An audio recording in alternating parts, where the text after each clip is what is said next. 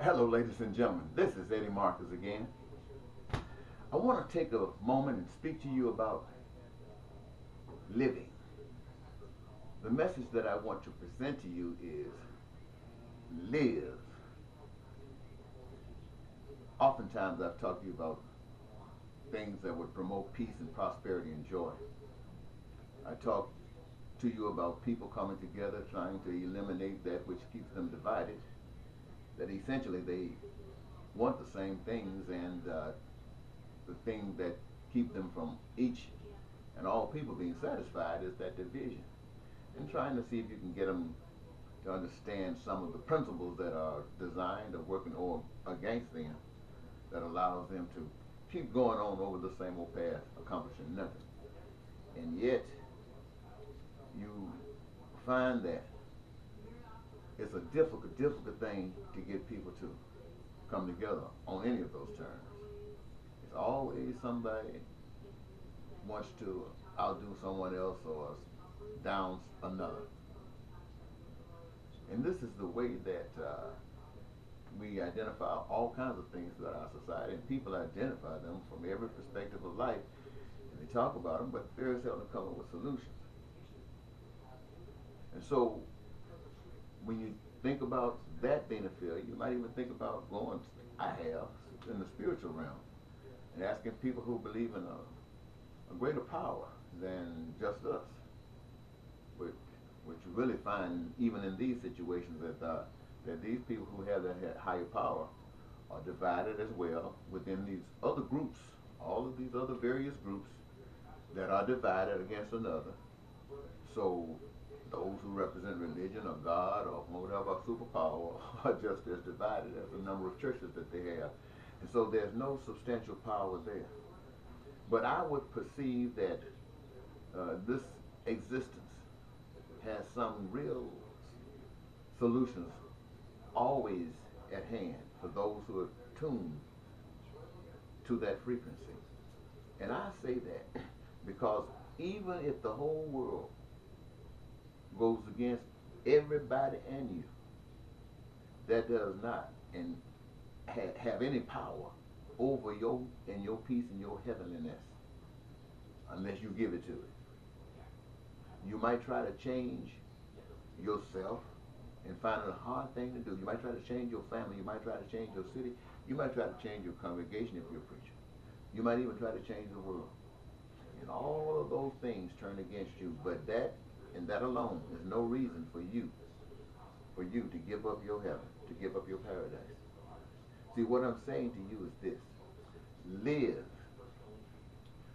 Do everything in life that you want to do, that will bring you peace, that will bring you prosperity, and will bring you life. Do everything, whatever that you want to do, that will do those things for you.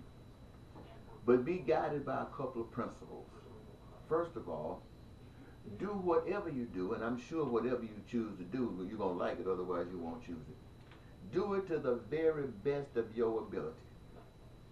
Always try to outdo what you did the last time, but never compete with anybody else. Never compete with anybody else outside of yourself. Always compete with yourself. Be the very best that you can be. And on the top of that, make sure that everything that you choose to do is something that you can be proud of, that there's no shame in it. Make sure that it doesn't hurt others. You do that. And go at it. Live. Don't you let a law, don't you let a government, don't you let a system, don't you let the devil, don't you let nothing stop you from doing it except the one thing that can, and that's death. But be bound by nothing. Now, when you say, well, the law, so once you give in to any of these and deny your God-given creative right, then you become a slave to that. And it doesn't care about you. And as you become the slave to that, you become the slave to something else. Next thing you be walking out with your head down, working 40, 80, 90 hours a week, trying to get caught up out of the stuff that they've thrown you in, a big trick. But it's only because It's justice. What I mean by justice, I mean you get what you deserve out of life. You give what you get. What I'm basically saying to you is this, and then I'm going to close it down in this live thing. Each of us are put on this earth to live, to have our dreams realized. And our dreams are in our hands. But we don't know that. We haven't known it. So we are here to realize those dreams. We have to step forward in faith, knowing that everything that we're trying to do is going to happen, for those reasons that I've given you earlier. And sure, you know this. Let me see if I can give you a little reason to understand this. Let's go back to one of the Bible stories you know. When Adam and Eve were in the garden, they were given the basic principles for enjoying peace, prosperity, and forever. They were given it. And they were told what would cause them to lose it. And what would really cause them to lose it is to deny the spirit of their creative source. To deny the spirit of their creative source and turn to something else would cause them to lose the truth, to lose the life, to lose life. Now, the story goes that Eve was tricked. Eve. Now, does that mean that Adam had to be tricked? No. Just like us. When we come into the light, any of us that come into the light, and we look at the rest of the world, and the rest of the world is all different, and we seem like we can't survive and we don't be like them, do we have to go in, or do we make a choice? We make a choice. And the choice is legitimate based upon our understanding. There's nothing wrong with that. But every now and then somebody else will come back and tell you some understanding that will take you higher. And some who hear it would understand it when others won't. Maybe at a later date. So what I'm basically saying throughout of all of this is that when you get down to it, in that garden, Adam chose to go along with Eve. And when they chose to go along, then the hand was fit in the glove. And the deceiver had received all authority. Adam and Eve had given the authority to the deceiver. Now they were walking according, what? To his dictates. Why? Because he was leading them down a path they had never been before. And they didn't understand the true path anymore. They'd lost light of it. So he was leading them.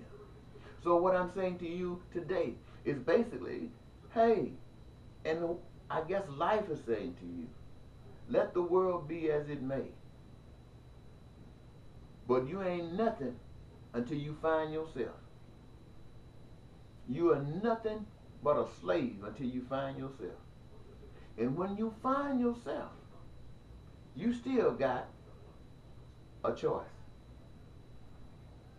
Wow, my tape has run out and I have to go, ladies and gentlemen. I want to say this though, you still have a choice. Now me, when I say I want to be president of the United States, I'm just saying to the people, those of you who got enough compassion to understand that there's a power bigger than you, who understand that the Queen, that the Pope, and these folks did not make the world. They just got a little secret about something that they are doing to the rest of the world, and the rest of the world don't know it. It's a game that's being played to the ignorant. Who are the ignorant? We are. All of us slaves are the ignorant ones.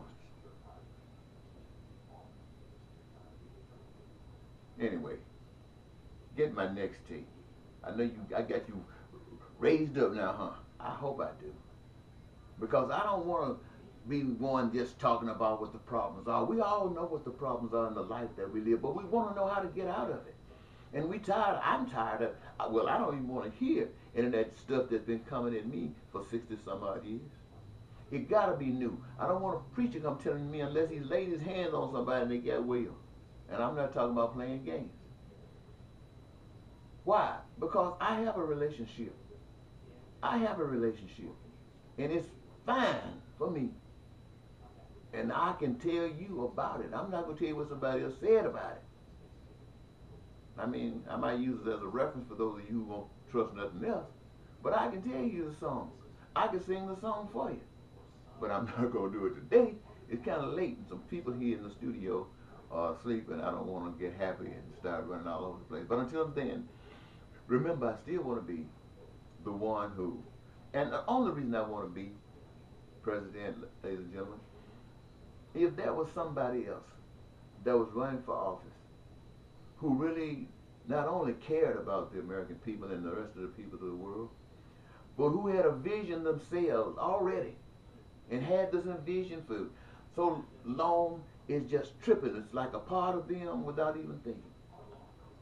Someone who really cares and meet your other credentials. You know, the right color, the right race, the right educational background, hooked up to the right organizations, whatever you want to be hooked up to. But please don't be the Antichrist. But will come and actually do this. I wouldn't care. I'd be so happy. Why? Because I got some young daughters. I'd love to just spend my time that I got like remaining on earth, growing with them and my wife and the rest of my kids. Just living it up. I'd really rather do that. And as I would for you, that each of you could do the same thing. That you could live your lives with your families and your friends and your associates. Hey, that's why I want to be president. Because this you just, well, I can't say you deserve it, but it's been given for you. But I'm going to tell you how to get it. You don't deserve it. If you deserved it, you'd have it. It's just there for you. It's in the reservoir, it's in the coffer, it's there for you, but in order to get it, you got to have the right key, and you do not have the right key.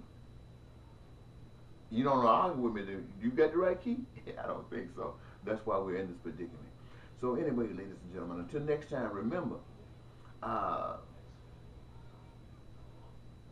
don't plan to be on any ballots. I'm just taking the word forward about truth. And I would rather for you, if you can remember this, if you can identify and care of compassion with what I'm saying, when you go to the polls, first of all, you got to come out of those Republicans and Democratic Party things. As long as you're associated with that, you are part of the problem. As long as you are associated with the Republican and Democratic Party and any really of all these other parties, you are a part of the problem. Why do I say that? Because you, neither of you, represent what is needed in this country. Not a single one of you represent. Which one of you represent housing for everybody? And I ain't talking about trying to rip them off. Which one of you represent education and health care for every last one of them? Not a single one of you. Which one of you represent and offer careers of their choosing to everybody? Not a single one of you. So what makes you think you're qualified to be a president of a nation? What makes you think you should be? And I ask you public, what makes you so dumb you'd vote for somebody like that's going to undermine you like that? That got you thinking that you don't deserve anything more, or that this is the best we have to offer. This is why people tell you about a power that's bigger than these folks. These folks can't do any better for you because they ain't working for you. Anyway, it's on you. Bye-bye.